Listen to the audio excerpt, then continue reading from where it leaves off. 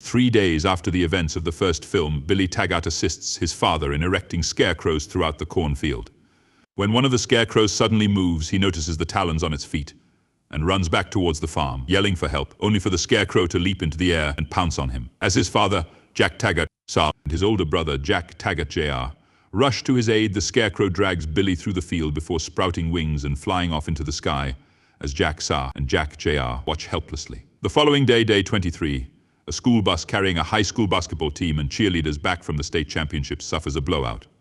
The chaperones inspect the tire, which they discover has been torn apart by a hand-crafted shuriken made of bone fragments. Back on the Taggart farm, Jack Jr. finds a dagger left by the creeper. When his father inspects it, it inexplicably flies out of his hand on its own accord.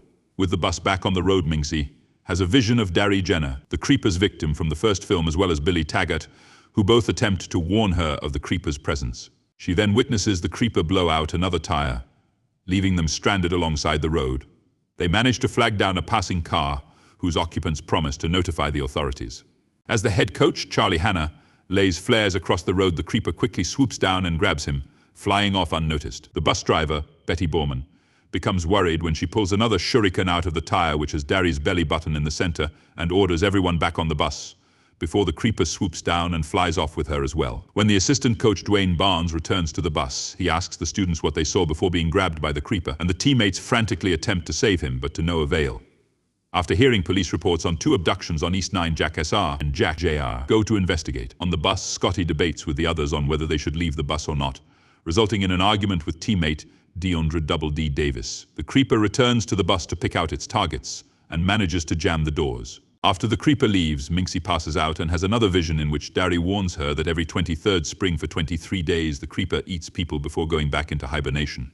Minxie informs them that its last visit was purely to pick out who and what it wanted. En route to the bus, the Taggarts find the car from one of the passers-by which has crashed into a tree, the roof having been peeled off and the occupants missing. He radios the students, who are ecstatic about imminent rescue. However, this is short-lived as the creeper manages to punch through the roof of the bus and grabs Andy Bucky Buck by the head.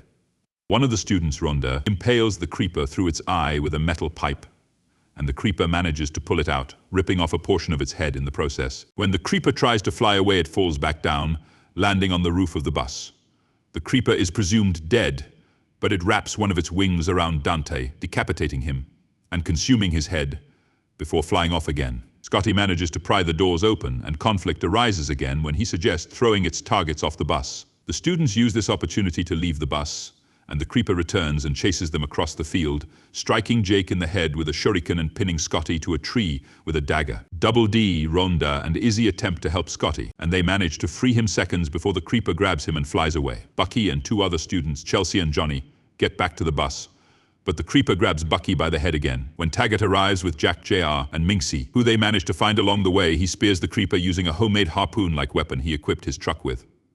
However, the creeper removes the harpoon from its torso, throwing it back towards the truck and almost impaling Taggart's son. Taggart reloads the weapon and once again spears the creeper, who destroys the bus and Taggart's truck. However, the weapon is left intact. Double D, Rhonda, and Izzy find a truck they saw earlier, but the driver is missing, presumably killed by the creeper. Izzy and Rhonda get in the truck, and Double D jumps in the back when the door handle breaks. They drive away with the creeper in close pursuit, and Double D attempts to shoot it with a flare gun. As a last resort, Izzy drives back onto the fields, pushes Rhonda out of the truck, and slams on the brakes, causing the creeper to crash through the window and the truck to flip over.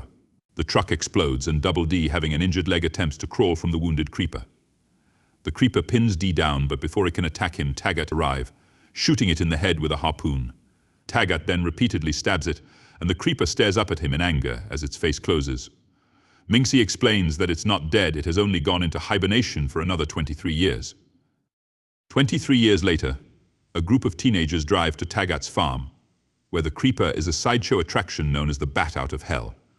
They are greeted by Jack Taggart Jr., now bearing a scar across his nose from his encounter with the creeper. As the teenagers ask where the creeper came from, Jack Jr., unable to answer, simply replies, "My dad killed it." He leads them into the barn, where the lifeless creeper is tied to the wall. An elderly Taggart SR is sitting in an armchair, armed with a harpoon gun, and patiently watching the creeper.